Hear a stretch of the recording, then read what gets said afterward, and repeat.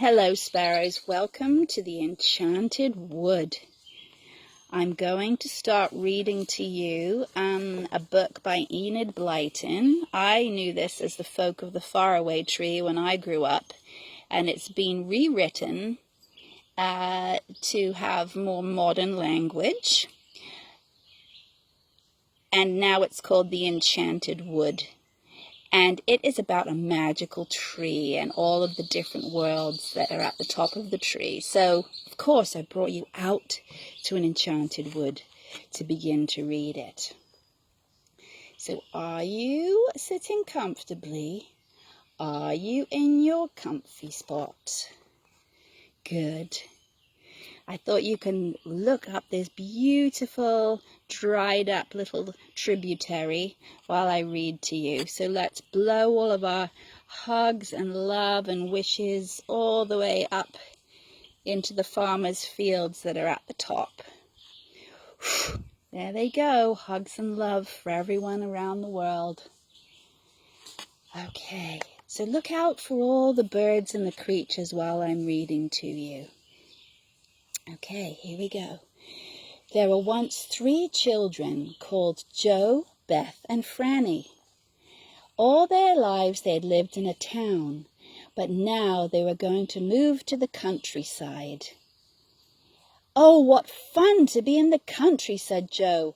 "I shall learn all about the animals and birds. And I shall pick flowers too." And Beth and Franny said, "Oh, and we can have a garden of our own and grow vegetables, and it will be delicious."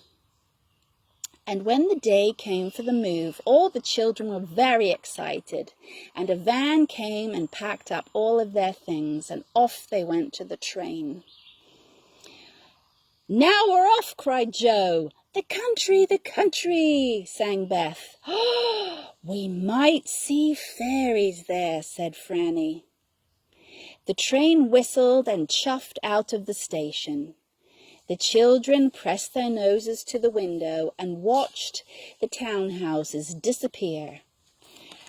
And off they went. How lovely it would be in the clean country with flowers growing and birds singing in the hedges. "Oh, we might have adventures in the country," said Joe.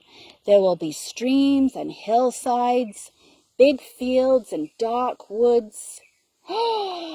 And so much adventure," said Beth. They arrived at last at the tiny train station where they were to get out. A sleepy-looking porter put their bags onto a trolley and pointed them in the direction of the winding country lane which they had to walk down to find their new house. Franny said, "I wonder if we've got a garden," for they had never seen the new house. But before they reached their new home, they were tired out. They had to walk 5 miles from the station to the cottage, for there was no bus to take them.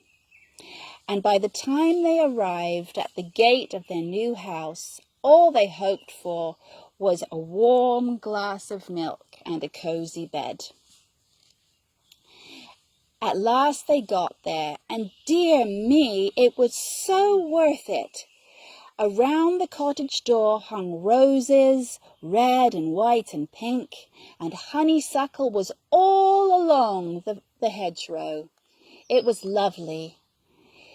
The men with the van arrived and unpacked boxes into the house, and the children drank hot milk, some toast, and tumbled into their roughly made beds. Joe looked out of the window, but he was too sleepy to see properly, and in a minute the children were all fast asleep in their new house in the countryside. What fun it was to wake up in the morning and see the sun shining in at the strange windows. They quickly got dressed and ran out into the garden to feel the long grass swishing against their legs and smelling the roses that grew all around. Their mother cooked them eggs for breakfast, which they ate up hungrily. And Joe said, "Oh, it's so lovely to be in the country. We can grow vegetables in the garden." And Franny said, "We can have glorious walks every day." The children helped their mother and father unpack boxes, tidy up, and sweep the floor.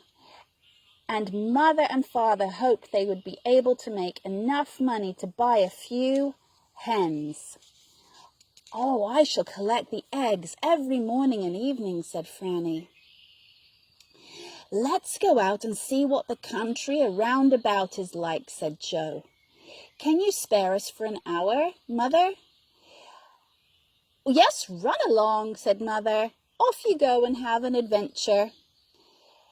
So off they went through the gate. They explored all around. They ran across a field where pink clover was full of bees. They paddled in a small brown stream that chattered away to itself under the willow trees in the sunshine. And then they suddenly came to a wood. It was not far from their cottage at the back.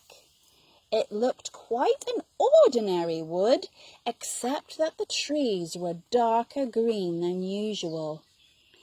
A narrow ditch separated the wood from the overgrown lane. "A wood!" said Beth in delight. "We shall be able to have picnics here." It's a rather mysterious sort of wood," said Joe. "Don't you think so, Beth?" "Well, the trees are rather thick, but they seem about the same as any others. But the noises of the leaves sound different." They listened, and Franny was right. The leaves of the trees in the wood did not rustle in quite the same way as the other trees nearby. "It's almost as if they were really talking to one another," said Beth, "whispering to each other." "Oh, it's a magic wood," said Franny suddenly. Nobody said anything. They just stood and listened. "Wish-a, wish-a, wish-a, wish," said the trees in the wood, and they bent forward towards the children in a friendly way. "Oh, there might be fairy folk in there," said Beth. "Shall we jump over the ditch and go in?"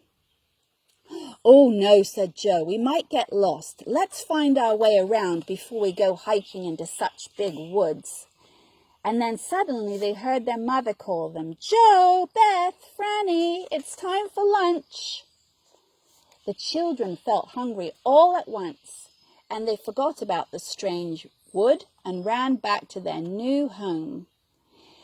Mother had made them freshly made bread with strawberry jam, and they ate the whole loaf between them.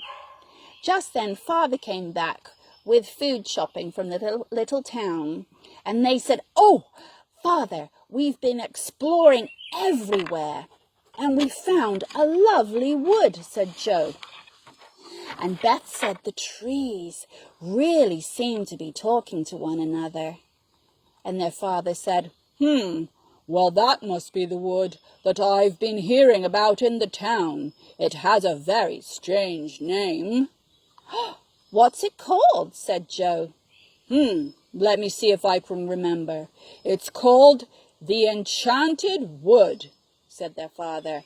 "And people don't go there if they can help it. Well, you know, it's funny to hear about things like that nowadays. I don't expect there's anything really strange about the wood, but just so you know, people think it's very odd there. So if you happen to go, just don't get lost." Well, the children looked so excited. "The Enchanted Wood! What a lovely name!" And they said to each other, "Tomorrow we shall go and explore the Enchanted Wood together." So off they went into their garden and weeded and dug and made a beautiful vegetable patch. And then they were tired out. So they sat down and drank a nice big glass of water. And Joe said, "The Enchanted Wood, we knew there was something magical about it." And Franny said, and I guessed there were fairies there, and I was right. And Beth said, we'll do some exploring there tomorrow. We'll find out what those whispering trees are saying. They'll know all the secrets of the wood to tell us.